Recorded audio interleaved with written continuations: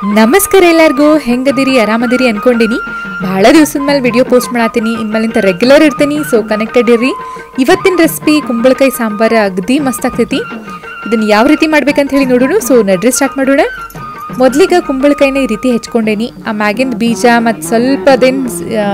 ಮ್ಯಾಗಿನ ಬೀಜದ ಕೆಳಗೆ ಲೇಯರ್ ಇರ್ತಲ್ಲ ಅದನ್ನ ತೆಗೆದು ಈ ರೀತಿ ಕಟ್ ಮಾಡಿ ಇಟ್ಕೋರಿ ಭಾಳ ತೆಳ್ಳಗೂ ಅಲ್ಲ ಭಾಳ ದಪ್ಪಗೂ ಅಲ್ಲ ಮೀಡಿಯಮ್ ಸೈಜ್ ಒಳಗೆ ಸಿಪ್ಪಿ ಸಮೇತ ಕಟ್ ಮಾಡಿ ಇಟ್ಕೋಬೇಕು ಸಿಪ್ಪಿ ಇದ್ರನ್ನ ಅದಕ್ಕೆ ರುಚಿ ಬರ್ತೈತಿ ಆಮೇಲೆ ಲಿಂಬೆಹಣ್ಣು ಗಾತ್ರದಷ್ಟು ಹುಣಸೆಹಣ್ಣನ್ನ ನಾ ಮೊದಲು ನೆನೆಸಿಟ್ಕೊಂಡಿದ್ದೆ ಅದನ್ನು ಹಾಕ್ಕೊಳಕತ್ತೀನಿ ಈ ಸಾಂಬಾರಿಗೆ ಸ್ವಲ್ಪ ಹುಳಿ ಜಾಸ್ತಿ ಬೇಕಾ ಹಿಂಗಾಗಿ ಹುಳಿ ಸ್ವಲ್ಪ ಜಾಸ್ತಿನ ಹಾಕೋರಿ ಆಮೇಲೆ ಉಪ್ಪು ಹಾಕೊಂಡೆ ನಂತರ ಸಾಂಬಾರು ಪುಡಿ ಹಾಕೊಳತ್ತೀನಿ ಈ ಚಮಚದಿಂದ 2 ಚಮಚ ಅಷ್ಟು ಹಾಕೊಳತ್ತೀನಿ ರೀ ನಾನು ಆಮೇಲೆ ಇದಕ್ಕೆ ಖಾರ ಪುಡಿನೂ ಹಾಕೊಳ್ಳೋಣ ಖಾರ ಸ್ವಲ್ಪ ಜಾಸ್ತಿ ಇದ್ದಷ್ಟು ರುಚಿ ಬರ್ತೈತಿ ಯಾಕಂದ್ರೆ ಈ ಕುಂಬಳಕಾಯಿ ಸಿಹಿ ಇರ್ತೈತಲ್ಲ ಅದನ್ನು ಬ್ಯಾಲೆನ್ಸ್ ಮಾಡೋಕೆ ಎಲ್ಲನೂ ಹಾಕೋಬೇಕು ನಾವು ಹುಳಿ ಮತ್ತು ಖಾರದ ಪ್ರಮಾಣ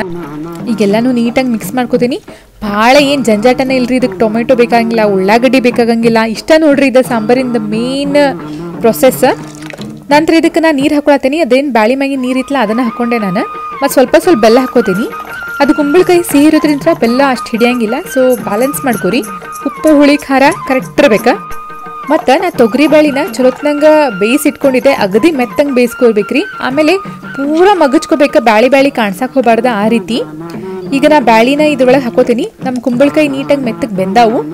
ಆಮೇಲೆ ನಾ ಬ್ಯಾಳಿ ಹಾಕೊಳತ್ತೀನಿ ಒಂದ್ಸತ ಎಲ್ಲ ಮಿಕ್ಸ್ ಮಾಡ್ಕೋರಿ ಏನಾರು ಉಪ್ಪು ಹುಳಿ ಖಾರ ಹೆಚ್ಚು ಕಡಿಮೆ ಇದ್ರೆ ನೀವು ಈಗ ಹಾಕೋಬಹುದಾ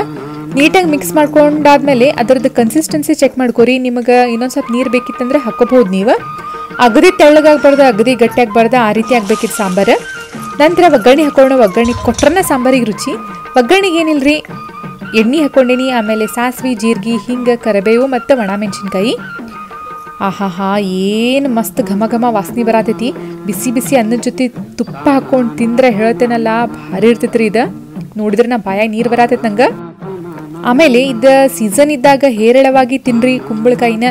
ಎಲ್ಲ ಟೈಪ್ ಒಳಗೂ ತಿನ್ರಿ ಸಾಂಬಾರು ಮಾಡ್ಬೋದು ಪಲ್ಯ ಮಾಡ್ಬೋದು ಪಲ್ಯ ರೆಸಿಪಿನೂ ಭಾರಿ ಆಗ್ತೈತಿ ಅದರದ್ದು ವಿಡಿಯೋ ನೆಕ್ಸ್ಟ್ ಅಪ್ಲೋಡ್ ಮಾಡ್ತೀನಿ ನೋಡಿದ್ರಲ್ಲ ಈ ಕುಂಬಳಕಾಯಿ ಸಾಂಬಾರು ಮಾಡೋದು ಎಷ್ಟು ಈಸಿ ಅಂತ ಹೇಳಿ ಟ್ರೈ ಮಾಡಿರಿ ಹಿಂಗಾಗಿತ್ತು ಅಂತ ಹೇಳಿ ಕಮೆಂಟ್ ಸೆಕ್ಷನ್ ಒಳಗೆ ಹೇಳ್ರಿ ಮತ್ತು ನಮ್ಮ ಭಾಷೆ ನಮ್ಮ ಅಡುಗೆ ಚಾನಲ್ಗೆ ಹೊಸ್ತಾ ಬಂದಿದ್ರೆ ಸಬ್ಸ್ಕ್ರೈಬ್ ಮಾಡಿರಿ